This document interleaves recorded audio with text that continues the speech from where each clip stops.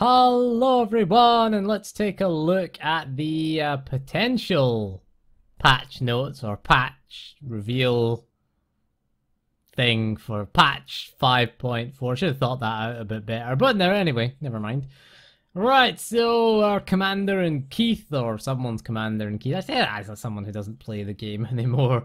Really, what am I saying? I don't even play it anymore. I logged in for that video on 5.3.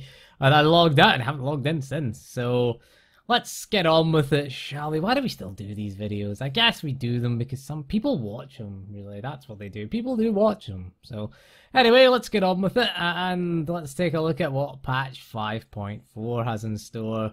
It is Crisis on Umbara.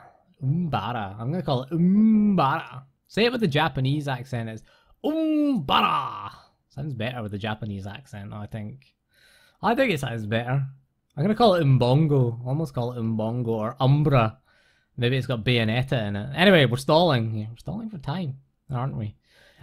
Story will continue with a new Flashpoint on the upcoming planet of Umbara. This Flashpoint will launch on 3 new difficulties: Story, Veteran, and Masturbator.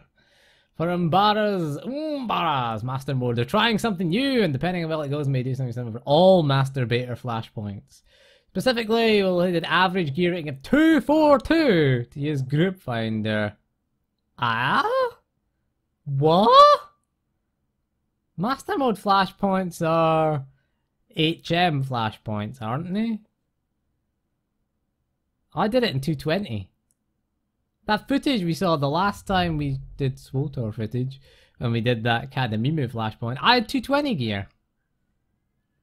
And you're gonna need 242 now. I mean, is it just for it says just for that one, but they've said they may do it for all the Master Mode Flashpoints. That's not gonna go well. That ain't gonna end well. You don't need to test that to say that's not gonna end well. Says they will prevent pre-made groups from going in directly. But this will prevent under-geared players from slowing your group. I don't think gear slows people down, to be honest. Slowing down your group. Making a new average rating identifier. Item level is coming in. Eye level. Link your eye level. Link achievement now. Although in WoW it shows you before you join a group. Shows you what your eye level is. So you get an eye level on the character window, which based on the items you have equipped. So there's no indicator of whether this is going to be... How are they going to... They're going to average it. I take it as per piece of equipment. Like per... Well, each piece of equipment is 3 things. It's a armoring mod enhancement, except the belt and bracers, which are just mod armoring and mod. And then you've got things that are unmoddable, like the implants and the relics. How's that going to work? And is the color crystal going to be taken into account? Because that surely doesn't count. All color crystals are kind of the same anyway. But, you know, how are they going to work that? They're going to bring augments into it? All augments generally, they're generally the same. They're all, 228 augments in the latest expansion. So, does it, I mean, that's the questions that need to be asked. Does it take into account augments? Does it take into account set bonuses as well? I mean, because that number will be lower. Because if you put in, like, I would still have 220 armorings in. Because let's face it, all an armoring has, it has 3 stats in an armoring. Armor rating, which is useless, to be honest with you. Even if you're a tank, it's pretty much useless. Mastery, pretty useless. It's probably the most useful out of 3 stats, but it's still not something we care hugely about. And endurance, again, pretty useless as well. Endurance is a useless stat if you're a non-tank class. I mean, tanks in 4.0...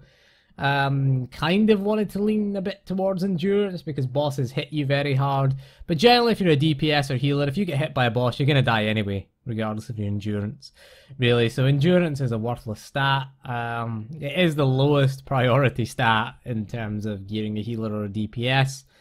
But there you go. So nobody cares about that. But if it's a low item level and you're trying to get into groups, like, I would still use 220 if I had the set bonus, because the set bonus is worth more than the loss of those 3 stats. The set bonus is a bigger DPS gain. I mean, the only stat that gains DPS out of that is Mastery. So it's the only stat you really care about of that, but usually the set bonus is more than enough to make up for that loss. And the fact you could just augment mastery if you wanted to, although nobody really augments mastery. But yeah, kind of pointless, really. The problem with just using gear as a gate is you're just going to have less people in the queue. And you already wait, you know, quite a long time. I mean, I waited 45 minutes. That was the last flashpoint I did. Kadamimu. I had 230 weapons. I think I had a 230 relic, and I had two 230 implants, and all of them I had crafted. So the rest of the gear was 220 set bonus, 6-piece set bonus, and I had no issues. You know, I did it in 220 gear. No real problems. I had a couple of 230 pieces, just stuff that I'd crafted, so it wasn't even the good 230 stuff. You know, maybe lower it to 230 would be the thing. I mean, if it's going to be harder and it's going to be tuned around players being 242, then fine for that crisis on Imbara, then fair enough. But for every other flashpoint, nah. I mean, the thing is that if you're going to tune it for 242, it's going to have to reward you something better than 242. 248 is the next tier up. So it needs to reward 248 if anyone's going to do it. If it doesn't reward 248, or it doesn't reward anything that's way better than the current master flashpoints, no one's going to do it. The other idea was if you put tier 2 in, put LI and put Blood Hunt in there as well, and tune them up, tune them for 242 as well, you know, tune them to the same, and have a tier 2 of HM flashpoints. You could unnerf essentially LI HM and Blood Hunt HM again, bring them up to 242 standard, and then fair enough. But I don't think we should start gear gating people in Group Finder. I mean, the game is, it's hard enough to find a group in the game without putting up an arbitrary wall for players to get through. And bear in mind that gear does not equal skill in this expansion. You could sit and do heroic quests all day with an overpowered companion and not have a clue how to play your class and get full best in slot gear in this expansion. So gear, all gear means is time invested. That's all gear is an example of in this expansion. So it does not, undergeared players do not slow the group down. Players who don't know the fight mechanics slow the group down more. Players who don't know how to play their class, don't know the fight mechanics, they're the biggest issue. And that's the developer's fault, really. Having a gear gate is not going to solve that problem. Okay, gating the gear away, gating the content behind the gear isn't a solution. Teaching players how to play their class is a solution, and that's a solution that's going to require development. The problem is SWTOR has been gradually dumbed down over the years. Leveling has been streamlined, so there's no real challenges while leveling. Yes, you've got the what was it, the Eternal Championship, but that's an optional thing that not everyone does. So maybe have it as a requirement.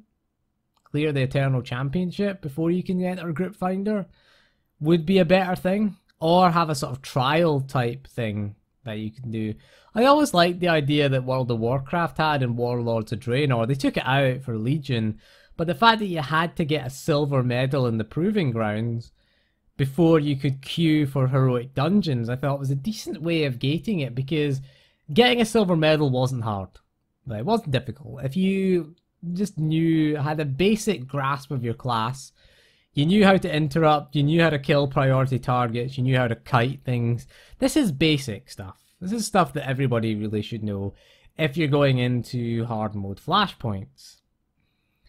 The other problem with the game is, of course, veteran flashpoints or tactical flashpoints are no preparation for master. That's the problem. Maybe having a normal mode flashpoint, or veteran at least being the normal version of the flashpoint, would have certainly helped. You have the same mechanics as master, but they just don't hurt you as much. So maybe that'd be better. I think the problem is they've designed themselves into this hole where you have new players who maybe don't know how to play their class because you have overpowered companions and non-challenging world content, or you have the challenging content which is all optional now. And of course players generally will take the path of least resistance. So they're maybe not going to try veteran and master chapters and things like that. Maybe they just don't feel comfortable doing that. Although veteran and master chapters they are tuned around gear, really, so they're not tuned around being more difficult. I find strong enemies are way tougher than they should be, and it just comes down to how much burst can you do. That's it. Just pop all your cooldowns and go crazy. And burst down a strong enemy and then wait a while. Pop all your cooldowns, burst down a strong enemy. Elite enemies are easier because elite enemies generally do something. They have like a cast or a thing that has to be interrupted or has to be avoided or something that has to be dealt with, whereas strong enemies just hit hard. And they don't really do much. They don't really have a mechanic or anything like that. Whereas I find strongs are harder than elites, which is a weird tuning thing. If you get overgeared, obviously it doesn't become an issue because you just burst through it. Or if you're playing a sorcerer, it doesn't really matter what gear you got, you're going to struggle there. But yeah, I think that's an interesting issue there. I think going down the gear route it's lazy. It fits in with their design ethos, really, of being lazy. What's the minimum we can do to get away with it? It is definitely a result of poor design choices in the past, certainly. Coming back to haunt them, I think, certainly is. But yeah, I'm not a fan of gear gating, because I don't think gear equals skill.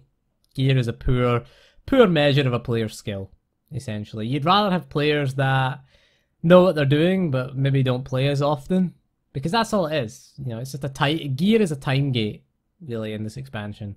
The more time you put in, the better gear you're going to have. Obviously, if you do raiding and things like that, you're going to get the better gear quicker. And most raiders should probably be beyond 242 by now. So it's going to be irrelevant to them. But you are going to make the group finder pool smaller. And we already have a small group finder pool as it is. I don't think it's a solution to the problem. It's going to make the problem worse. It's going to exacerbate things, in my opinion. But we'll move on to the next thing. You're getting a new stronghold. It's going to be another Umbara stronghold. You're going to have a train in this one. Yay? Can we crash trains into things? Can we make our own track? Can we crash the trains? That's what I want to know. Can we derail them? First thing you want to know is, can we blow it up? I'm that kind of guy. I like setting fire to things. Senya is going to be customization. They can have their weapons customized now. We're getting Senya, so you can put Senya in a horrible outfit as well. Lana, Koth, and Senya's hairstyles are going to be available for purchase to customize your character. Probably cartel coins.